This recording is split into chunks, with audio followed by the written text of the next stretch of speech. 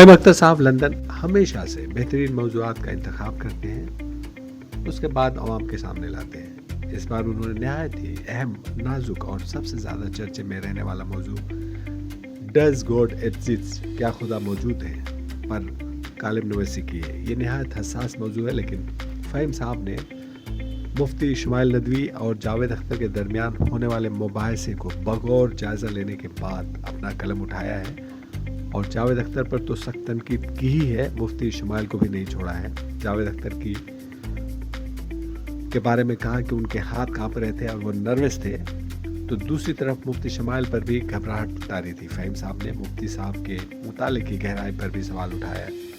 फहीम साहब ने इस बहस को सस्ती शोहरत हासिल करने का जरिया बताया। उनका ये भी कहना है कि इससे इस्लाम का फ़ायदा हो या ना हो, लेकिन इससे मुफ्ती शुमाइल और जावेद अख्तर की शोहरत बड़ी है। बहरहाल ये एक ऐसा मौजू है जिस पर लोगों को इस पर चर्चा करते हुए पाया गया है। बहरकैफ आप फहीम अख्तर साहब के इस मौजू को गौर से सुने। फहीम साहब ने डज गॉड एग्जिस्ट के नाम से होने वाले इस मौजू को लिखने के बाद अपनी एक राय दी है, और आप भी सुने और पूरे मजमून को सुनने के बाद अपनी राय दें।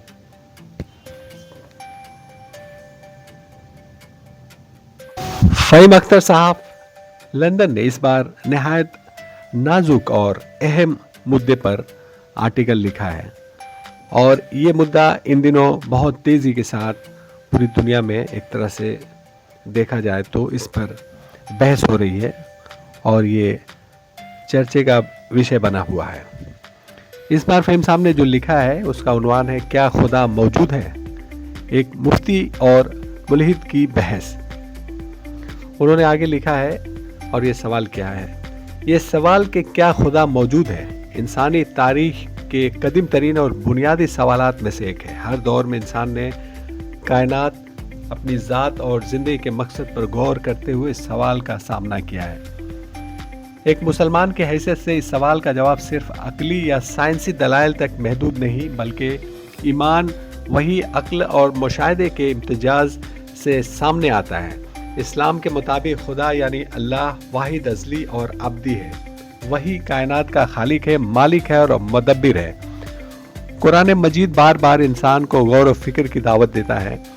आसमानों की वसअत, ज़मीन का नज़्म, दिन और रात का आना जाना और ज़िंदगी की पेचीदगी सब इस बात की निशानियां हैं कि यह कायनात किसी इत्तेफाक का नतीजा नहीं, बल्कि एक बाखबर और कादिर हस्ती की तख्लीक है। अगर हर चीज़ का एक सबब है तो फिर इस अजीम निज़ाम का सबब खुद सबब से मावरा होना चाहिए, और वही खुदा है। अकली तौर पर देखा जाए तो कायनात का मुनज़्ज़िम होना, कवानीन फितरत का मुस्तकिल रहना और ज़िंदगी का बामकसद होना खुदा के वजूद की तरफ इशारा करता है। अगर खुदा ना हो तो अखलाकी इक़दार जैसे इंसाफ, खैर व शर, हक़ व बातिल की कोई हतमी बुनियाद बाकी नहीं रहती। इस्लाम ये सिखाता है कि इंसान का ज़मीर, उसकी फितरी नेकी की पहचान दरअसल अल्लाह की तरफ से रखी गई हिदायत है। इस्लामी नुक्ता नज़र में वही को मरकज़ी हैसियत हासिल है।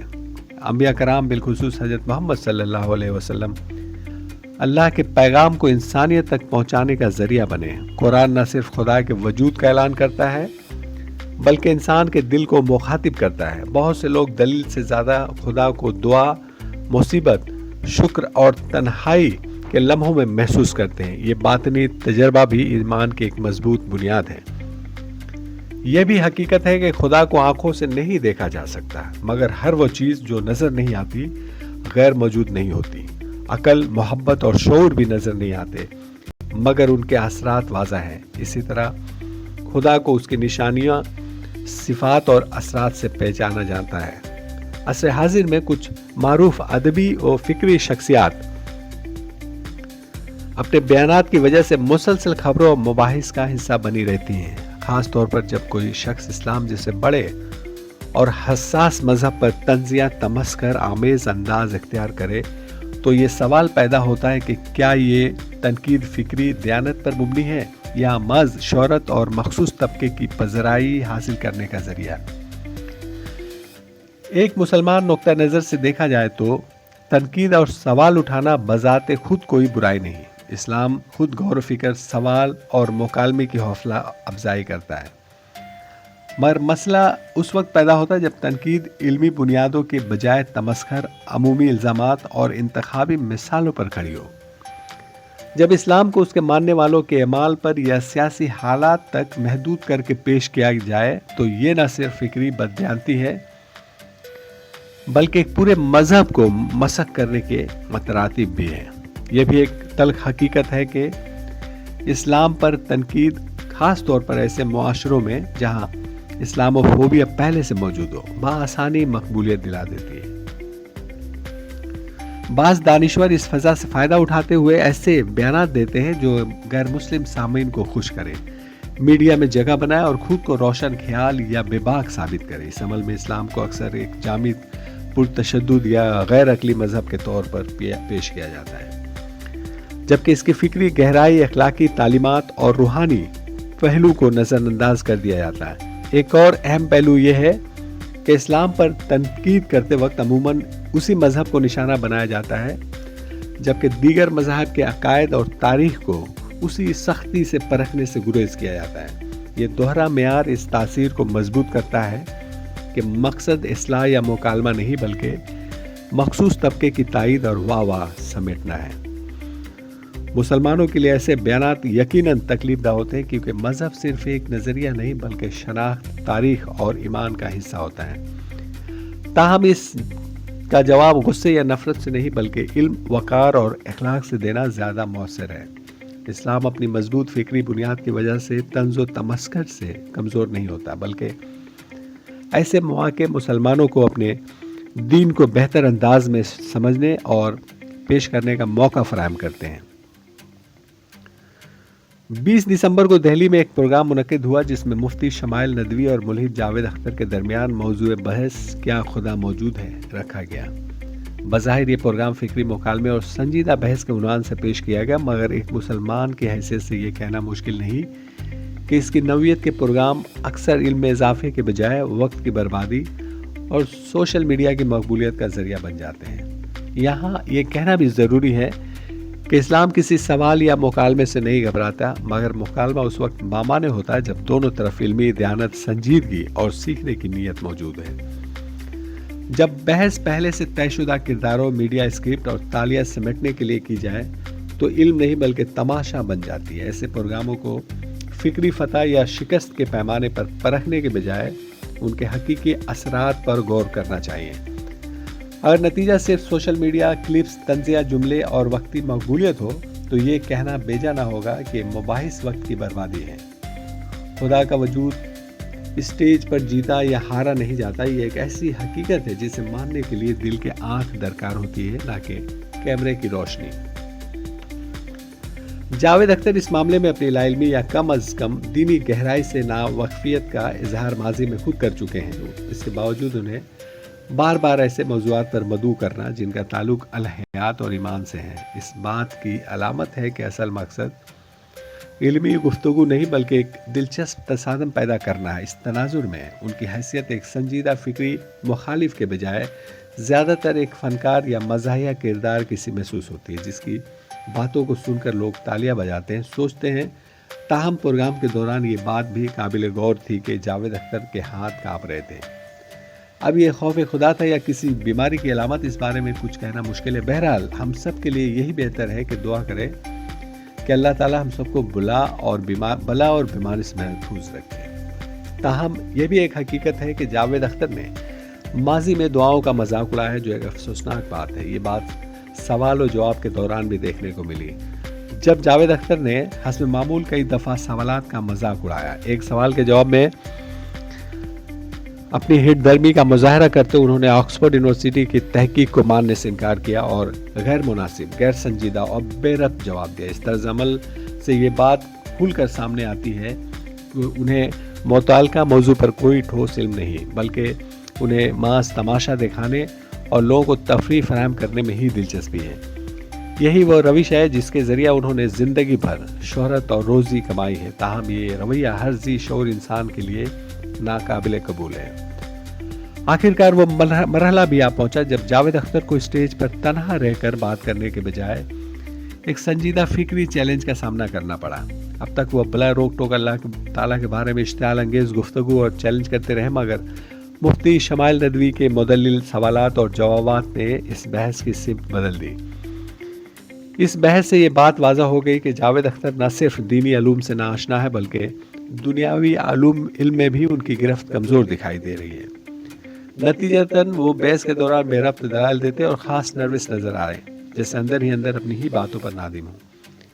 باتوں کی بے ربطی، لہجے کی لرزش اور چہرے کی گھبراہٹ سب کچھ کہہ رہے تھے کہ جاوید اختر کی اللہ کے خلاف اشتعال انگیزی محض ایک فلمی اسکرپٹ اور ڈائلاگ ہے جو کہ صرف تماش بینوں کا دل بہلاتا اور ہنساتا ہے۔ تاہم وہی مفتی شمائل میں بھی وہ پختگی دکھائی نہیں دی جس کی ان سے توقع کی جا رہی تھی۔ ممکن ہے مفتی شمائل پر بھی گھبراہٹ گھیرے ہوئے تھی، اور ویسے بھی وہ ابھی کم عمر ہے اور شاید ان کا مطالعہ بھی اس قدر گہرا نہ ہو۔ تاہم ایک بات نہایت اہم اور قابل توجہ یہ تھی کہ پہلی مرتبہ جاوید اختر سے آنکھوں میں آنکھیں ڈال کر بات کی گئی، جو بلا شبہ دلچسپ بھی تھی اور ضروری بھی۔ مجھے یاد ہے کہ چند ماہ قبل جاوید اختر کے بعض ویڈیوز میری نظر سے گزری جن میں انہوں نے کھلے عام اللہ کی شان میں گستاخی کی اور تمسخر اڑایا۔ اس پر میں سخت برہم ہوا۔ اسی دوران جب میں نے کلکتہ کے ایک رہائشی غلام عامر کو اس حوالے سے آگاہ کیا تو انہوں نے فیس بک پر لائیو آ کر جاوید اختر کی انہی ویڈیوز کا حوالہ دیتے ہوئے کھل کر اور بھرپور انداز میں مذمت کی۔ اس کے بعد گویا ایک سلسلہ چل پڑا کہ عالم دین اور کیا عام آدمی ہر کوئی جاوید اختر پر گفتگو کرنے لگا، مگر افسوسناک پہلو یہ تھا کہ وہیں بہت سارے لوگ سماجی اور سیاسی دباؤ سے مروب دکھائی دیے اور خاموشی ہی کو ترجیح دی۔ اور یہاں یہ بات بھی قابل غور ہے کہ اس سے قبل بھی جاوید اختر کی اس حرکت پر سبھی خاموش تھے۔ شیخ غلام عامر نے جس جرأت، وضاحت اور بے باکی کے ساتھ جاوید اختر کے طرز فکر اور بیانات کی مخالفت کی، اس کا نتیجہ یہ نکلا کہ تنقید کا رخ جاوید اختر کے بجائے خود غلام عامر کی طرف مڑ گیا۔ افسوس کے ساتھ کہنا پڑتا ہے کہ زیادہ تر مسلمانوں ہی نے شیخ غلام عامر کو برا بھلا کہنا شروع کر دیا۔ یہ طرز عمل نہ صرف مایوس کن تھا بلکہ اس حقیقت کی بھی عکاسی کرتا ہے کہ ہمارے معاشرے میں حق بات کہنے والوں کے لیے گنجائش دن بدن کم ہوتی جا رہی، جس کا نتیجہ یہ دیکھنے کو مل رہا ہے کہ آج ہم دنیا کے کمزور ترین قوم بن کر رہ گئے ہیں۔ خدا کے وجود پر بحث کوئی نئی بات نہیں، صدیوں سے فلسفی، مفکرین اور علماء اس پر گفتگو کرتے آئے ہیں۔ اسلام میں یہ مسئلہ منطقی مشق نہیں بلکہ ایمان، وحی اور قلبی یقین سے جڑا ہوا ہے۔ جب اس جیسے گہرے اور مقدس موضوع کو اسٹیج، کیمروں اور تالیوں کے ماحول میں لا کر پیش کیا جائے تو مقصد سچ کی تلاش کے بجائے ناظرین کی توجہ، کلپس کے وائرل ہونے اور شخصی شہرت بھی بن جاتا ہے۔ قرآن مجید ہمیں یہ بھی بتاتا ہے کہ ہر شخص ہدایت کے لیے آمادہ نہیں ہوتا ہے۔ سورۃ البقرہ میں اللہ تعالیٰ فرماتا ہے کہ اللہ نے ان کے دلوں پر، ان کے کانوں پر مہر لگا دی ہے اور ان کی آنکھوں پر پردہ ڈال دیا ہے اور ان کے لیے بڑا عذاب ہے۔ یہ تصور مسلمانوں کو یہ سمجھاتا ہے کہ ایمان محض دلیل سے نہیں بلکہ دل کی آمادگی سے نصیب ہوتا ہے۔ اس لیے ایسے مناظرے جب ایک فریق پہلے انکار پر قائم ہو اور دوسرا فریق اسٹیج پر اسے قائل کرنے کی کوشش کریں، اکثر بے نتیجہ رہتے ہیں۔ ایک مسلمان کی حیثیت سے یہ کہا جا سکتا ہے کہ خدا کا وجود صرف ایک فلسفیانہ سوال نہیں بلکہ زندگی کو معنی دینے والی حقیقت ہے۔ اللہ پر ایمان انسان کا مقصد، امید، اخلاق اور ذمہ داری عطا کرتا ہے۔ اسلام میں خدا پر ایمان اندھی تقلید نہیں بلکہ غور و فکر، سوال اور یقین کا سفر ہے۔ یہ ایک ایسا سفر جو انسان کو اس کے خالق کے قریب لے جاتا ہے۔ مذہب پر تنقید اگر دیانتداری، علم اور احترام کے ساتھ ہو تو مکالمے کو جنم دیتی ہے، مگر جب وہ مذاق اور تضحیک میں بدل جائے تو یہ صرف شہرت کا ذریعہ بنتی ہے، سچ کی تلاش کا نہیں۔ ایک ذمہ دار دانشور سے یہی توقع کی جاتی ہے کہ وہ اختلافات بھی وقار اور انصاف کے ساتھ کرے، نہ کہ کسی مذہب کو نشانہ بنا کر وقتی مقبولیت حاصل کرے، جیسا کہ مولید کا چولا پہنے جاوید اختر کر رہے تھے۔ خیر، اس بحث سے یہ پہلو بھی نمایاں ہو کر سامنے آیا کہ ایک طرف مذہبی اور فکری نمائندہ مفتی شمائل عالمی سطح پر متعارف ہونے لگے اور مختلف حلقوں میں ان کی شناخت مضبوط ہوئی، جبکہ دوسری جانب معروف فلمی شخص جاوید اختر کی شہرت میں بھی غیر معمولی اضافہ دیکھنے میں آیا ہے۔ اس بحث نے سوشل میڈیا، عوامی مباحث اور فکری حلقوں میں ایک نئی بحث کو جنم دیا، جس کے نتیجے میں دونوں شخصیات توجہ کے مرکز میں آ گئیں۔ اگرچہ وجوہات اور زاویے مختلف تھے، ایک کے لیے موقع علمی اور فکری پہچان کا ذریعہ بنا تو دوسرے کے لیے بحث محض شہرت اور عوامی گفتگو کا سبب ثابت ہوئی۔ یوں یہ بحث محض ایک نشست تک محدود نہ رہی، بلکہ اس کے اثرات دوررس ثابت ہوئے اور طویل عرصے تک زیر بحث رہنے والے موضوعات نے جنم لیا۔ فہیم اختر صاحب لندن والے کی یہ مضمون اچھا لگے تو اپنے دوستوں تک آگے بڑھا دیں۔ بہت شکریہ۔